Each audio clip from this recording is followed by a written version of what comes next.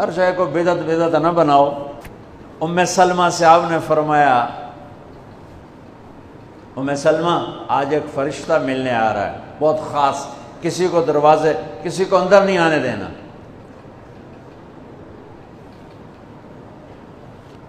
حضرت ام سلمہ پیرے پہ کھڑی ہو گئی۔ تھوڑی دیر میں حسین آ گئے، چھوٹے بچے معصوم ابھی، اندر جانے لگے، انہوں نے روک دیا، وہ رونے لگے، وہ روئے تو انہوں نے چھوڑ دیا۔ تھوڑی دیر کے بعد اندر سے میرے نبی کے زور زور سے رونے کی آواز آئی، زور زور سے رونے کی آواز آئی۔ ام سلمہ رہ نہ سکی، بھاگ کے اندر گئیں تو آپ نے کیا دیکھا؟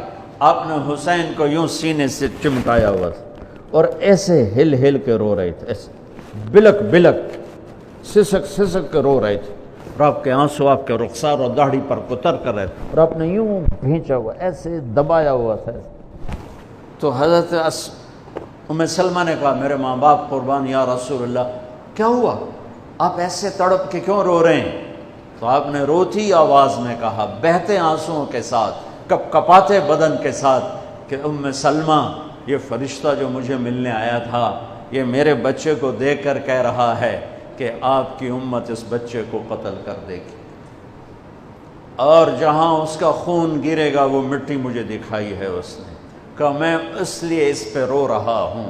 ابھی تو وہ شہید نہیں ہوئے اور رویا جا رہا ہے، تو ہم تو ان کی شہادت پہ روتے ہیں بھائی، ہم تو ان کی شہادت پہ روتے ہیں، اور یہ قیامت تک روتے رہے گی دنیا۔ قیامت یہ اللہ کا نظام ہے، اس نے کربلا کے واقعے کو یوں کر دیا جیسے ہر سال آج ہی ہوا ہے، آج ہی حسین شہید ہو رہے ہیں، آج ہی عبداللہ کا سر کٹ رہا ہے، آج ہی زینب کی چادر کو پھاڑا جا رہا ہے، آج ہی لاشوں کو گھسیٹا جا رہا ہے۔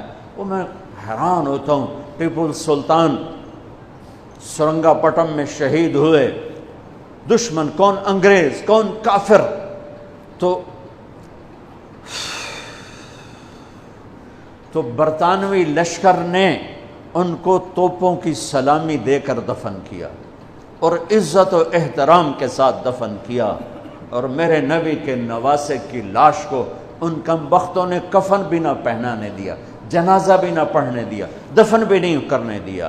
اگلے دن بنو اسد کے بارے میں پتہ چلا عمر بن سعد کو،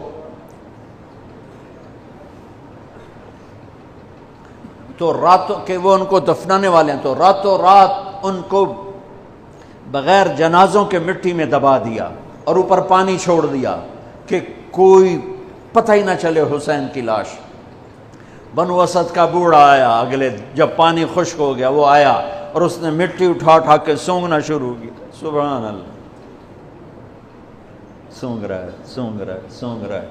ایک جگہ کی مٹی اٹھا کے سونگا تو اس میں جنت کی خوشبو تھی، تو تڑپ کے بولا یہ میرے نبی کے نواسے کی قبر ہے، یہ میرے نبی کے نواسے کی مٹی ہے، کہ وہ جنت کے سردار تھے تو قبر بھی جنت کی خوشبو پھیلا رہی ہے اس کی۔ حالانکہ بن دیکھی بات ہے، کیونکہ انہوں نے راتوں رات ان کو دبا دیا کہ ان کا جنازہ بھی نہ ہو، لعنت ہو ان کی قبروں پر، ان کی ہڈیوں پر، ان کی روحوں پر، ان کی مٹی پر، ان کی خاک پر۔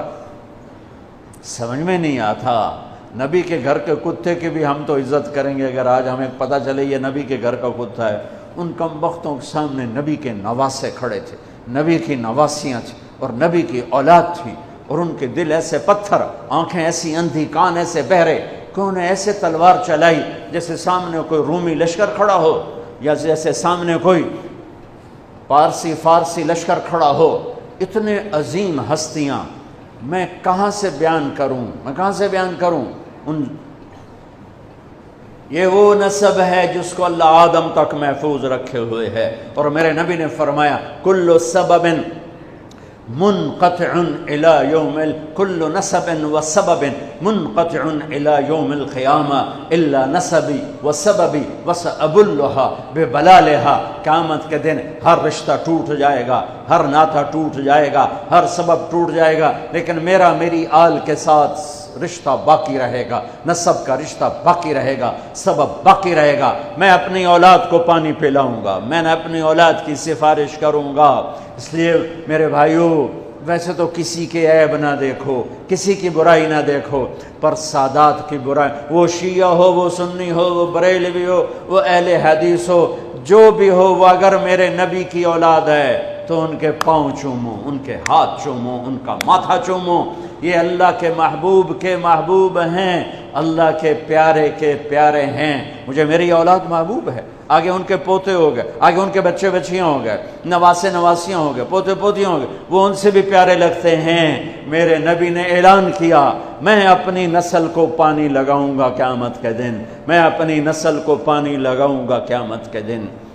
پر اتنے سارے فرمان کے بعد بھی کیا شہید کیا گیا ہے، وہ کس بے دردی سے کیا گیا ہے۔ یہ تو میں تو نسب بتا رہا ہوں۔ پھر اللہ نے پیدائش، سب سے پہلے حسن پیدا ہوئے۔ آپ نے حضرت علی سے پوچھا کیا نام رکھا ہے؟ کہا جی حرب، جنگجو۔ آپ نے کہا نہیں، اس کا نام ہے حسن۔ پھر 10 مہینے بعد حسین پیدا ہوئے۔ آپ نے فرمایا کیا نام رکھا ہے؟ کہا جی حرب۔ کہا نہیں، حسین۔ پھر آپ نے فرمایا یہ 2 نام میرے اللہ نے آج تک کسی کے نہیں رکھے، سے پہلی دفعہ میرے بچوں کے نام رکھے جا رہے ہیں، حسن اور حسین۔ پھر آپ نے ان کو گڑتی دی، اپنا لعاب، اپنا حسن کو بھی حسین کو، دونوں کو اپنا لعاب نکالا اور حسین کے منہ میں ڈالا۔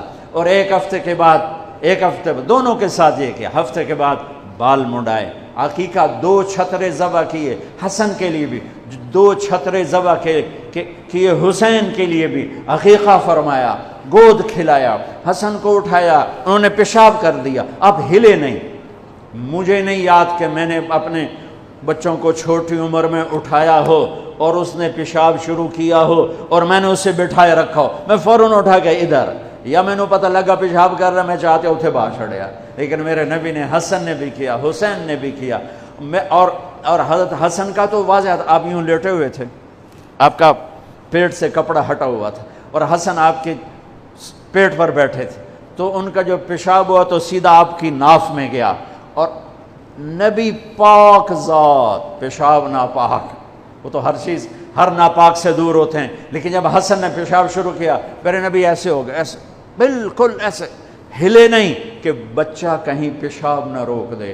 جب پورا پیشاب کر دیا، پھر آپ اٹھے اور نواسے کو بٹھایا اور جا کر پانی اپنے اوپر بہایا اور صاف کیا۔ یہ تو لاڈ لڈائے میرے نبی نے اپنے نواسوں کو۔ ابو ہریرہ فرماتے ہیں میری آنکھوں نے دیکھا، میرے کانوں نے سنا، آپ کبھی حسن کبھی حسین اینا پیراں تے کھڑا کی تو ہے، ہاتھ این نپے تے جھولا جھلا رہے ہیں اور کہہ رہے ہیں پہاڑی پہ چڑھ بچے، پہاڑی کے لیے اتے آ۔ ان کو یوں اوپر لا رہے ہیں، یہاں لائے، پھر یہاں لائے، پھر یہاں لائے، پھر یہاں لائے، پھر یوں ہو گئے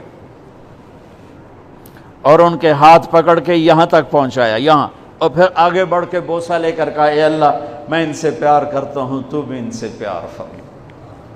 ایسوں کو ذبح کر دیا۔ کتے کو مارتے ہوئے رحم آتا ہے،